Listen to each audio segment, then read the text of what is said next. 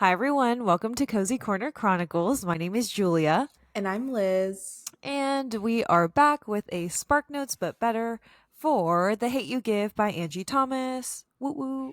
Yay! I'm so excited to talk about this book because I think this is one of the books that we actually were like, whoa. Like, we thoroughly enjoyed this book. Young adults for the win. Agreed. Like we said before, we are always going to be young adult readers. Nothing will ever change for that. But yes, I agree with you. This book was amazing. I loved it. I can see why Angie Thomas won so many awards for it. And Mhm. it was honestly just a very impactful book. Yeah, it was So, amazing. I know. So, before we get into anything, we do want to, of course, tell everybody that this is a very in depth review. There will be a ton of spoilers. So, if you are not into that or you have not read the book, this probably is not going to be the episode for you. And then, same with some trigger warnings. This book, of course, doesn't have nearly as many as the other ones that we have read, but Yes. yes, but still there are. So, just three trigger warnings we want to warn people about is going to be police brutality, domestic violence, and racism. Mhm. So, if any of those things are going to trigger you or make you unhappy, we highly suggest that you guys just tune in for a different episode of our podcast. So let's just jump straight in because I feel like we've been holding this in for so long that it just needs to be said. So the story starts off, we meet 16-year-old Star Carter, and she is at a party. And I mean, like, when I tell you things were just like boom, boom, boom, I was like, what's going on? So she ends up attending a party in her neighborhood. And her neighborhood is called Garden Heights. And mind you, it is a primarily black, low income area. And she goes to school at like a prep school. So she kind of goes back and forth between like, she kind of like lives this like Hannah Montana life. I hate to say it that way, but it's like she lives two different lives, one in Garden Heights and then one at Williamson Prep. So they kind of open up and tell us about how Star witnessed the murder of another like a childhood best friend named Natasha in a drive-by shooting.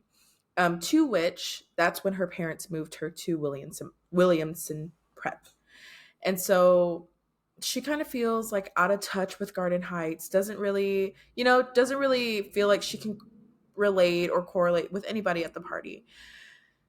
At the party, she ends up seeing her old childhood friend, Khalil. And as a result, they start chatting it up and all this stuff. And then there was a shooting. And so I was really confused already. I was like, a shooting? Like, what's going on? So after that, Khalil's like, come on, Star, like, get in my car, like, let's go, like, let's get out of here. And so they're just in the car, like, chilling, and they're talking about Tupac and how they were saying, like, the acronym Thug Life meant the hate you give little infants fucks everybody. And so just, going back and forth about what that means and all this stuff. And then they get pulled over. Julia, you could take that away.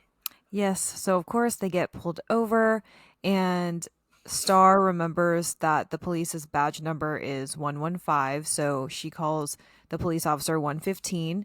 But when the police officer pulls them over, of course, Khalil doesn't know why. So, when the police ask for the registration, proof of insurance, all that stuff, Khalil's immediate response is to be defensive and be like, what are you pulling us over for? And of course, the police didn't like that and then escalated the situation to drag him out of the car. And when you think that they are okay to leave, suddenly, from Star's point of view, you hear her describe like a pa. Like, I guess that's the, I don't, I'm so bad at sounds, but that's what she says is like pa, pa, pa, which is like three shots. So the police pulled the gun, shot Khalil, and she recounts the memory of, him laying face down, facing up, last breaths, and it's very sad. And I think when we had talked about it, like I said, I'm glad that we read the excerpt Yeah. because had I not known that, I would have been like, all right, we're done. I'm not reading this book. But Yeah, definitely. I knew it because I was low key rooting for her and Khalil. But I mean, the author kind of leads to mention that Chris, she is dating someone from Williamson, and his Mm-hmm. name is Chris. He is white. So I guess it was imaginative thinking that I wanted Mm-hmm. her to be with Khalil, but it was sad. It was sad. The book already starts off on a sad note. And then I think from there, I feel like it gets even sadder and more Mm-hmm. frustrating because of how everything progresses and panels out. Definitely, I agree with you because she ends up going back to school, and so she starts to feel uncomfortable with Chris because he's white, and the officer who shot Khalil was white, and it just like didn't make sense in her head, like why, just why.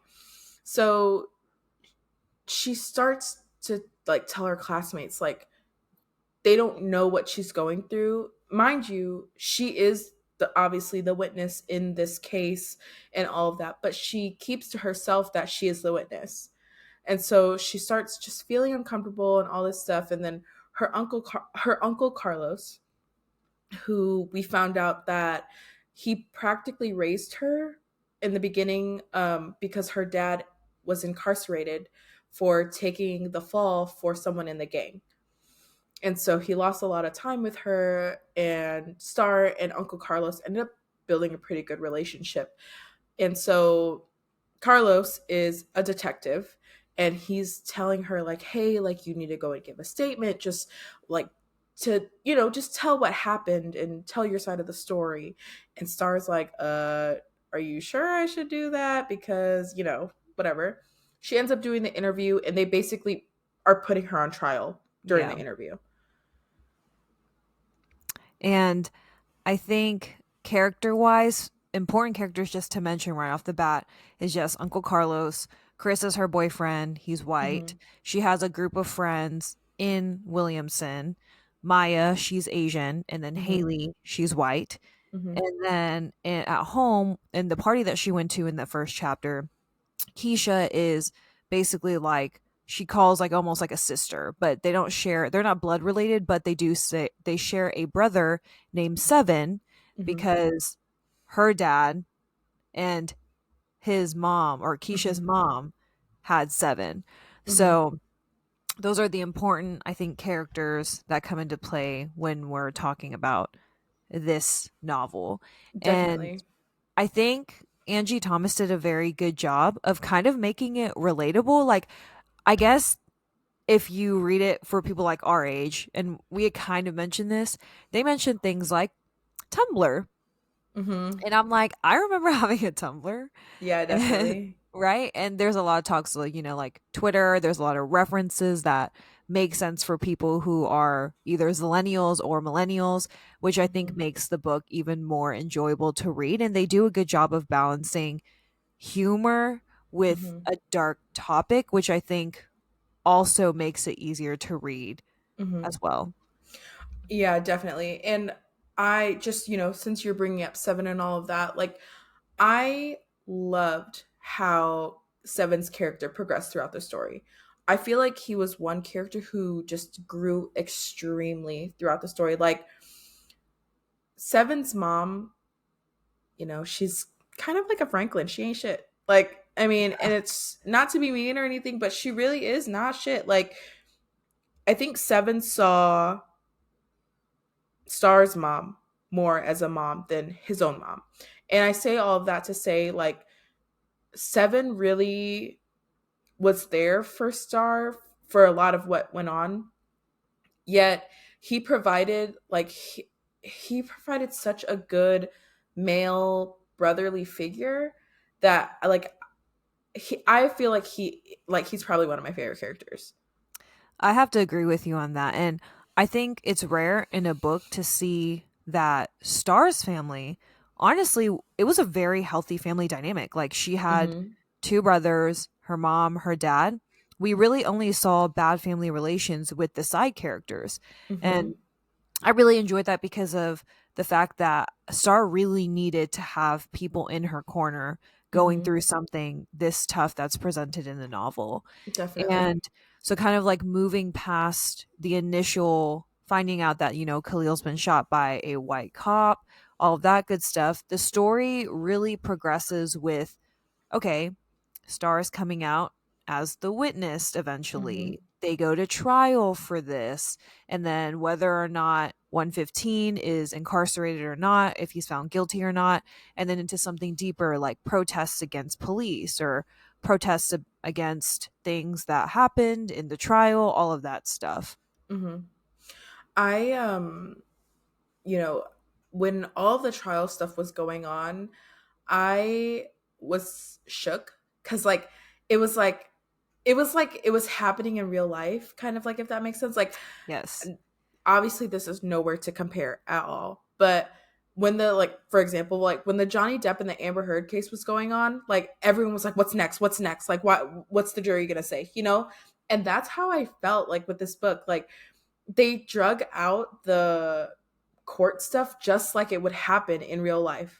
Like, it took forever. We were just like, what is the decision? Like, what are they gonna do with him? And I feel like we waited and we waited and we waited, and obviously we got the answer we didn't want, where and nothing ended up happening to him. But it was like it really drew me in, like, the whole time. I don't think I ever lost interest in the book.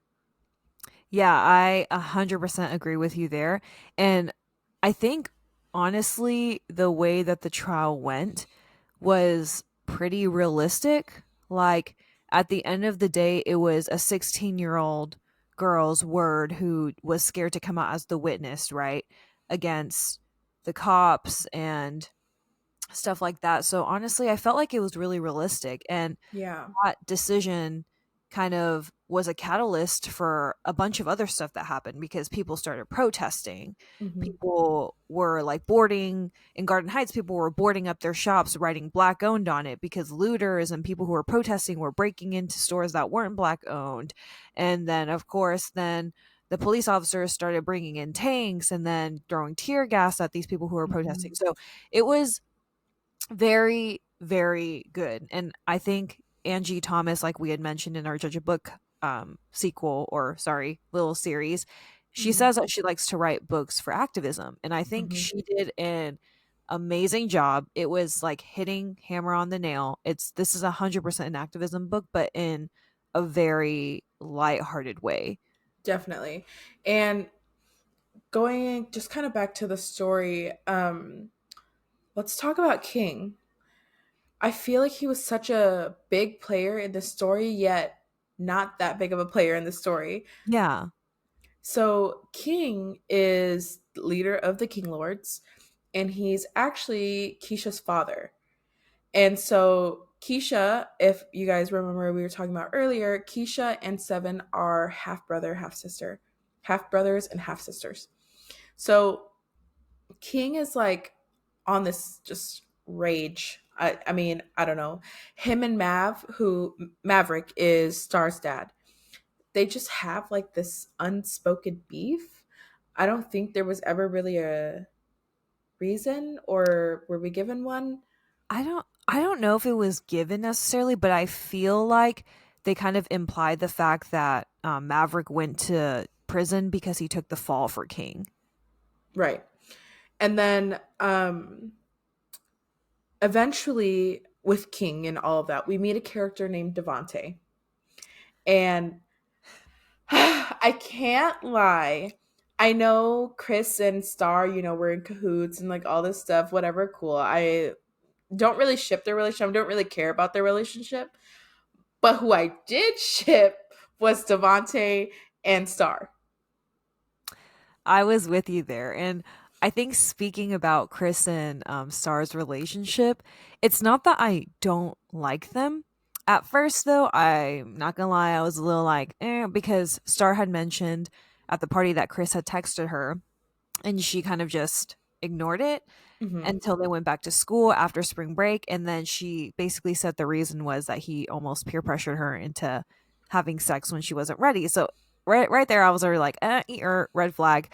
I don't like Hmm. that. But I agree with you. I shipped her and Devontae, but I will say Angie Thomas, she did a good job of making me like Chris in the end. Like, he was extremely supportive. He Hmm. makes jokes to make Star feel better. He Hmm. communicates with Star. He even joined in with the protest when she found out Hmm. that, the decision was not in Khalil's favor. Hmm. And I think my favorite scene in the whole book with Chris was when they're like riding around and they're like, "Man, you wear Jordans." Like Oh yeah. and then they're like, "Wait, we got to test him. We got to like ask him questions." And they're like, "Is casserole a side dish or no, what was it? It was like, do you like Macaroni and casserole?" cheese. Yeah, he's like, "Do you like casserole?" And then they were like busting out laughing. They're like, "No, you're light skinned." So I I think Angie Thomas did a very good job of making Chris more likable Likable. as you read the Hmm. book, but I Definitely. I do like her and Devontae just like you said, so Okay, talking about likable, you already know what I'm gonna say. Our favorite character in the story, Haley. every every book has to have a villain. Okay, but and this is but you know yeah, what's crazy? 115 was supposed to be the villain. I know. That's the crazy part was I felt like I hated Haley more than I hated 115 because of how Angie presented her. But Oh, of course, for those who remember, Haley is the friend group girl at Williamson and she is the white friend. Why don't you tell the hearers what's going on with Haley, Miss Haley over here? Haley is a hot mess. That's the first thing. I feel like I feel like many minority people have experienced this with a so-called friend. Now, to keep that friend or to move on from that friend is obviously everyone's own choice. Sometimes we don't realize the microaggressions that people, you know, exhibit, Yep. right? Haley is one of those people. Haley will casually say racist shit to Maya and remember Maya is Asian American. Maya and Star. For what reason? She has also said racist stuff to Seven. Seven will literally squish you. Like why? Literally. I remember there was a comment from Haley about to Maya about like her eating cats or something like that. And then she even made a joke to Star saying like, "Oh, run like you would chase some fried chicken." My jaw was on the floor when she made that comment. And then she tries the entire time when Star finally has the courage to kind of be like, "Hey, you're kind of being racist here." Haley basically just gaslights her and is like, "I'm sorry you can't take a joke." And you're like, Yes. uh And she's like that person that's like, "Oh, I'm not racist. I have an Asian friend or I have a black friend." Like you can still be racist. yeah, and Angie Thomas did a very good job of making me just love Haley so much. Oh my god. Yeah, and they try to get her to apologize and they try to explain Maya and Star. I was so proud of them for sticking up for themselves and saying like, "Hey, what you said was not right." And then Haley was like, "Well, to Maya, she's like, "Well, I said it years ago." And Maya was like, "That doesn't make it okay." And then I remember Star was like, "Yeah, everything you say is like it's not okay." She's like, "Take a joke." I can't. Girl, I know. And I think what I like what you said. Not only was I proud of them for sticking up for themselves, but I was also proud that they stuck up for each other. And I think, Yes. Star I think the whole book just has such a good group of people that support Star, and I just love that she also had a friend at school who was willing to support her. But Definitely. I think one of the really impactful moments earlier on kind of in the book is when, of course, Haley is like, "Hey, did you see that text that we're boycotting or protesting English or something today because of Khalil?" And they're like, "Okay, but what's the reason you're protesting?" And basically their reason was something weak, like, "Oh, To skip class. I just want to miss Mm-hmm. class. We have a test in English anyway." And Star was like, "Okay, well, I'm not going because that's not a good enough reason." And it was ironic because she literally was the witness. No one knows that, but it was like Yeah.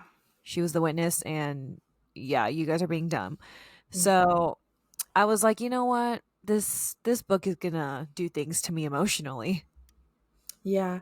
And then eventually Star meets this lady named April Ofra, and she runs a clinic. It's called Just Us for Justice. And I had to I had to really see the purpose of April in the story. Like I didn't like I get that she was a lawyer, she was an activist, but what role was she going to play for Star? I think that's what I really, like what I really wanted to know. So eventually she was the one who ends up prepping Star for the grand jury. Like, you know, whatever you need to say, like we're gonna practice, we're gonna do all this stuff. She was the one who led all of that, was the one who even encouraged Star in the first place to speak up. And so towards the end, I remember we were talking about them protesting and all this stuff um after the decision. All of the kids were in the car. So it was like Devontae, Chris, Seven, and Star. They were so mad at the decision that was made in the court. And Seven was just like, "What do you want to do, Star? Tell me what you want to do. Tell me what you want to do right now." And then Star was like, it hurt. She was just going in her, like, "What should I do? Like, I don't know whether to cry, to scream. Like, I don't know what to do." And Star was like, "Fuck it. Let's go fuck some shit up." Yeah. And so that's when I was like, "Oh shit." So they go and like they're going to protest. They're just shouting stuff and saying like, Khalil was more than just what people thought he was. He was more than, you know, anything that they thought it was. Like he was not a thug. He was not a gangbanger. Like, and that shook me when we found out that King put that bandana on his coffin For to his make funeral? yes, to make a statement, even though he was not even a part of the King Lords. That Bro. literally just I know. I was like, bro, your ego cannot be this hurt right now that you coming up here disrespecting him and his grandma like that. Like yes, in front and of the grandma. Grandma was pissed. I was like, rightfully so. And she got cancer. Like, bruh. literally, and so King told Khalil that he wanted him to be a part of the King Lords. They asked him, I don't really know how that works. I didn't really understand that part, but basically he they wanted him to join the King Lords. However, Khalil was like, "Yeah, no, fuck that. Like, no, I have better shit to do, and all this stuff." He ended up having to sell drugs for King because of his mom. His mom stole from King, and Khalil was selling drugs in order to pay off King to leave his mom alone. And his mom was unfortunately like a really big drug addict. So for her, like, it wasn't easy to get her feet back up to be able to get that money. So Khalil, being the great son that he was helping her out by selling drugs. It was insane. And that part really just like blew my mind. But going back to the grand jury, because I kind of got off track with that, it took 8 complete weeks to return a decision about what was going to happen to 115. Obviously, they decided not to indict him, to indict the officer that killed Khalil. So they go and do these protests or whatever, and they end up seeing April Ofra there.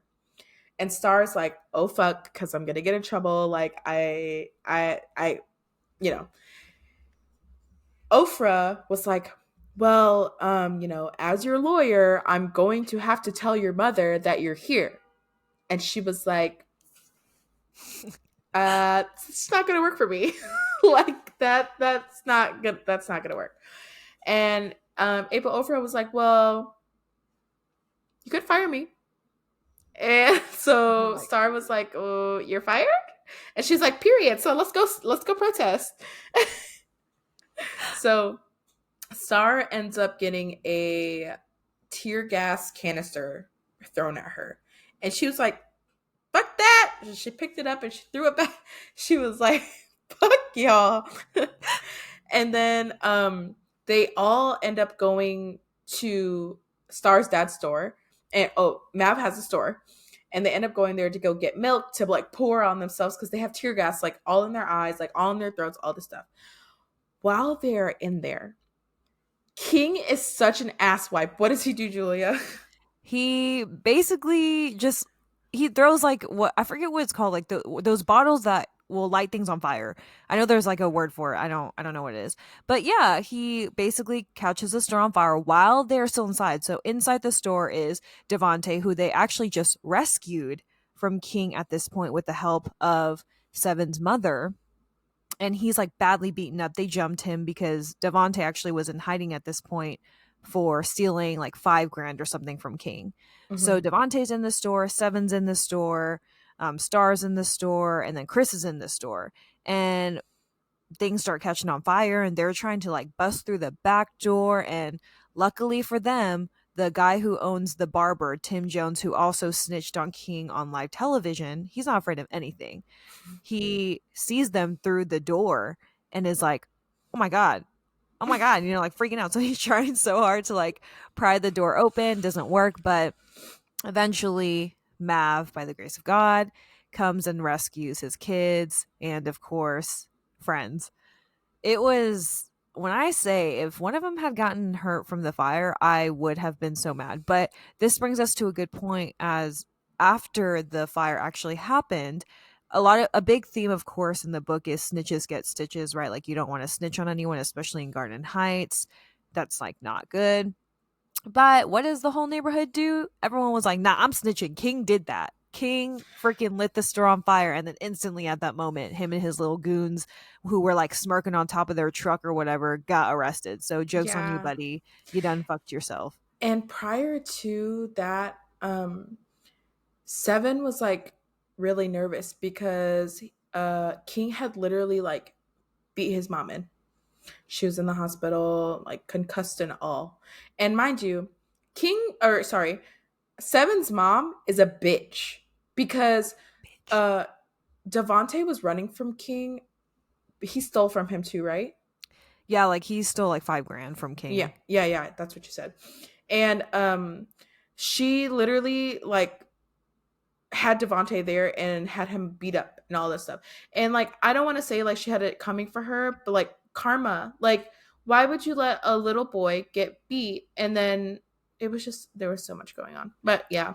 Yeah, there was a lot going on. And kind of full circling back to who we think like, or I guess what Ofra, I always butcher the name, represents for Star. I think honestly she represents Star's voice, because yes, Keisha pushed her, kind of quote yelled at her for not speaking up about being the witness, but Hmm. ultimately the person who gave her the courage, the confidence to really go in front of the grand jury and present her statements, her case, all of that was Ofra, I feel like. And of course, like other people in her life too, like her parents and everyone. But I feel like her main purpose was to be like the backbone and the voice that Star was really looking for. And Star's progression of being, the shy, timid Hannah Montana, I got to talk a certain way, I have to act a certain Hmm. way, she really grew, because the instant she threw that tear gas back at the police and then it made the front news of the newspaper, Hmm. I was Hmm. like, Star is transformed. And then let's talk about the best part of the book for me, when they go back to school and what happens with Haley. Oh, The I was best, like, wait, what? I the remember. best She part gets of the her book. shit beaten. Literally. And it was funny because everybody caught it on camera. Like they were filming Mhm. Haley. That was Haley literally, I believe, said like, oh, well, Khalil deserved to die because he was going to die anyway because he was a gangbanger. And guess what? She didn't even get all the words out because Star said, Bink! Ah, literally. And you know what? That was the bet that I was so happy. I was so, so, so happy. And then it made it even better because her brother tried to jump in, and guess who beats his ass? Seven. Seven. Snapped, clapped, seven. That was literally the That was greatest so thing. good. It was That was so so good. good. And I am really glad that Angie Thomas also made the friendship realistic between Haley and Star, because at the end of the novel, Haley tries to apologize and she's like, I'm sorry. And Star's like, what are you sorry for? And she goes, oh, I'm basically sorry for the way that I made you feel, or Yes, like and what you felt. I I hate when people apologize that like that for in the first place. But if you're gonna give an empty apology, don't give one at all because why? Yeah. And then she's like, oh, I want us to be back to what we were. And then Star, love her for this, was literally like, yeah, we're never gonna be back, bye, like, girl, bye, Period. you out. I want to read the ending of this story because I feel like it's really important. So it ends with basically Kenya, and have we been saying Keisha this whole time? I'm so sorry. Why We meant Kenya. why did I think it was Keisha? Because I swear, it's the same thing as me not remembering the younger brother's name because I keep Yeah, calling him Sakani. Sukuna, and I know Yes. that's not his name. So Kenya, basically, it kind of ends off with them saying, like, because Kenya was very not overprotective, like not hogging either. I don't know what the word I'm going for is here, but she really, like, she claimed seven, but it was never like he's our brother. It was more like he's my brother. So it kind of ends off with them saying, it's fine, like we can share him. He's our brother, like all this stuff. So then it goes, once upon a time, there was a hazel eyed boy with dimples. I called him Khalil. The world called him a thug. He lived, but not nearly long enough, and for the rest of my life, I'll remember how he died. Fairy tale? No. But I'm not giving up on a better ending. It would be easy to quit if it was just about me, Khalil, and that night, and a cop.